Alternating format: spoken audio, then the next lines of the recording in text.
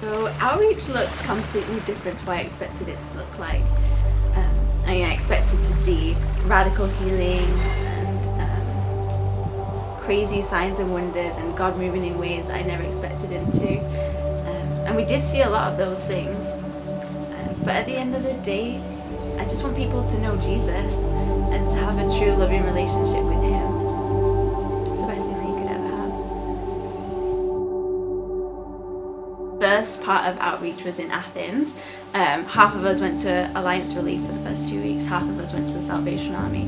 Alliance Relief was an organisation that provided hot showers, you could wash your clothes there, and just sit and have tea and have snacks, let your kids play in the playroom. And it was a good way to build relationships with refugees there and hear their stories and take time to sit and talk to them. So in the Salvation Army, they went and had to sort through a year's worth of clothes that built up in the warehouse. So the ministry didn't look exactly how we expected it to look. We spent a lot of the time folding clothes and looking after children and playing board games. But God was teaching us that he is the leader, and what we expected ministry to look like wasn't necessarily what he had planned for us.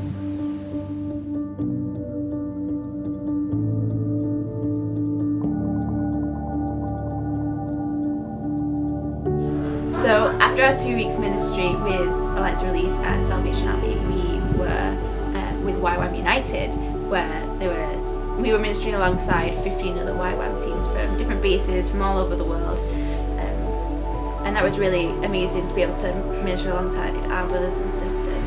We saw healings and salvations, and we had a lot of access to places where Christians aren't normally allowed to have access to.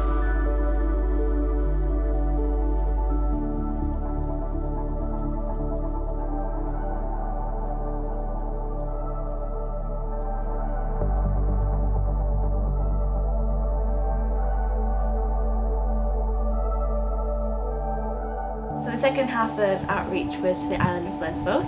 We worked in Moria, which is the biggest camp on the island.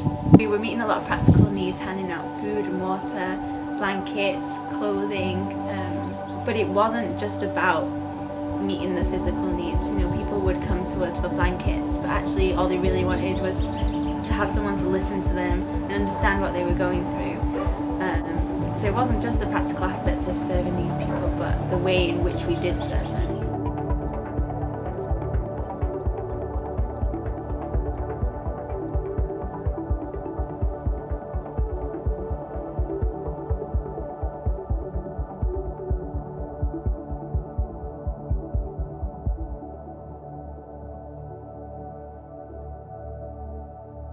So God has taught us many things on this outreach.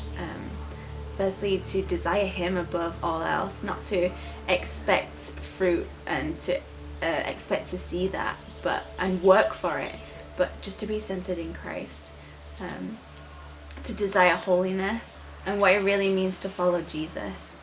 In the camps, you expect it to look like one thing, but actually just being there and bringing the peace of Christ with you diffuses so much tension and unrest amongst the people, because we are ministers of grace and peace, and we are a light in the darkness. And finally, holding fast when things don't go to plan and expectations have been far exceeded, or it just didn't look the way that we expected it to look. Holding fast to the hope that we have in Jesus, that he is our rock, he is our strength, and he will guide us. He will guide us through whatever plan he has for us.